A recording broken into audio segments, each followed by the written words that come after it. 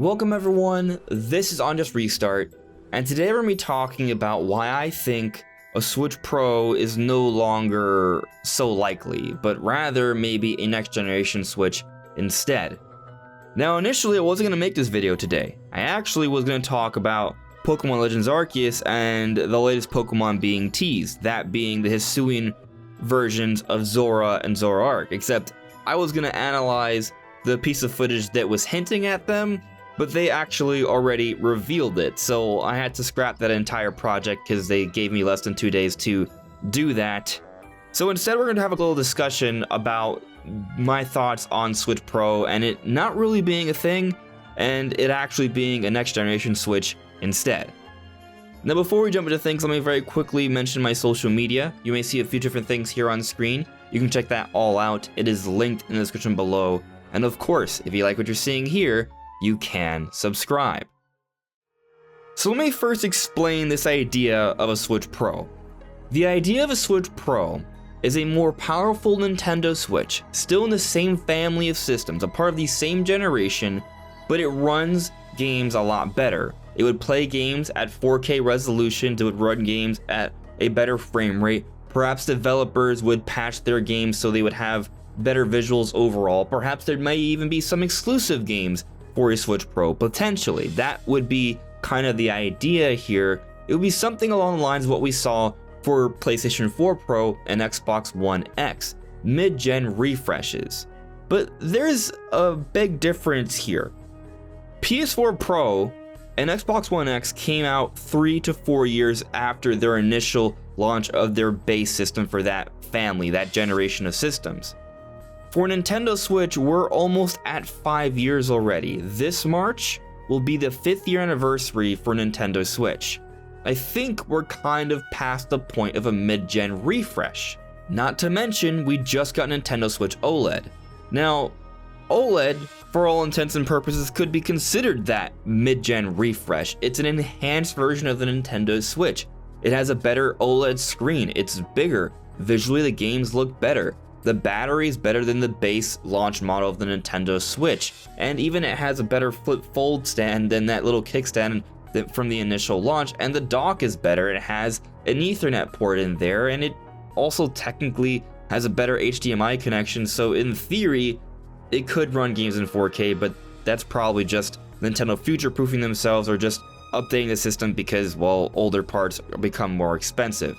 Overall, though, Switch OLED is a better system than the base Switch, or even the Switch version 2.0, or even Switch Lite. It's a better system, and for that reason, Nintendo raised the price of the system. It's at $350 as opposed to $300 when we're talking about USD. That just came out, and it's very, very hard to find. I can't find one, and I want one. It's just not available anywhere right now. Yet people believe, some people at least, that there could be a Switch Pro coming out next year. And there's a lot of rumors suggesting that. Heck, the rumors before Switch OLED were that it was going to be a Switch 4K, and it turned out to be Switch OLED. So the rumors are half true that there would be a new Switch with an OLED screen, but they also thought it would be a 4K capable system for actual 4K gaming, and that's not the case. So now people think that maybe that system's coming out later down the road, next year, and there are some signs pointing towards that. Bloomberg did put out an article saying that there were 11 different developers that they knew had 4K development kits for Nintendo. That would suggest that yes, there's some sort of 4K development being prepared here, being done, sure. But the article was insinuating that it was for Nintendo Switch. I don't think it is. But then when you factor in this recent patent that came out of AI upscaling, some form of DLSS, which would basically allow a system like the Nintendo Switch to play games in 4K, that gets people thinking, oh man, Switch Pro is real, it's really happening. But I just think that this is research and development for the eventual next generation Switch. But maybe it isn't. Maybe Switch Pro is coming out next year, as some rumors are suggesting. When you consider the lineup of games that are coming out next year with Pokemon Legends Arceus and Sparks of Hope and Breath of the Wild 2 and Splatoon 3 and Bayonetta 3 and the 3D Kirby and other rumored games like a Metroid Prime remake and Xenoblade Chronicles 3 and maybe Donkey Kong, it's looking like a very, very strong year. And if you look at the way Nintendo's handled the Switch era, in 2017 we saw one of the best sort of release lineups ever during that year, and that's when the Switch launched. And then we look at 2019, that second half of the year when we got Switch Lite, there was a lot of really strong games that came out during that time as well.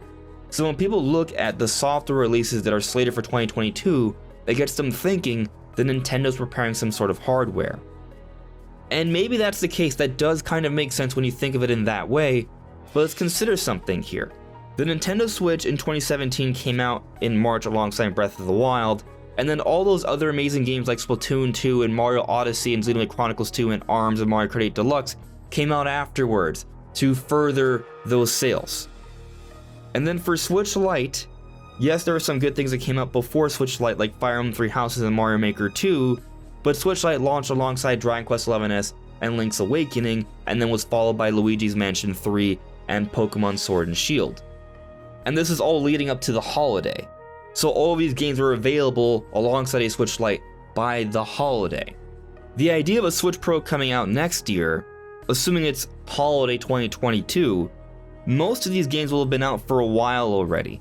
So I feel like that argument of this system coming out alongside all this software to really push it isn't as strong. It still exists because all of these new games will be available for that holiday, but it's not as significant as, say, for 2017 or 2019 with the Nintendo Switch and the Switch Lite respectively. Now, a common point that I've made against Switch Pro, and other people have agreed with, is that Nintendo's not going to release a new piece of hardware just a year after they just came out with one, such as a Switch OLED. But then a common counter argument to that is that look at the 3DS family. There have been 6 different revisions. Why wouldn't they do that? Nintendo obviously does that. And to that, I'll say that's a little misleading. Because it's not so much that Nintendo isn't willing to come out with a lot of different revisions, but the situation we're looking at here isn't quite the same.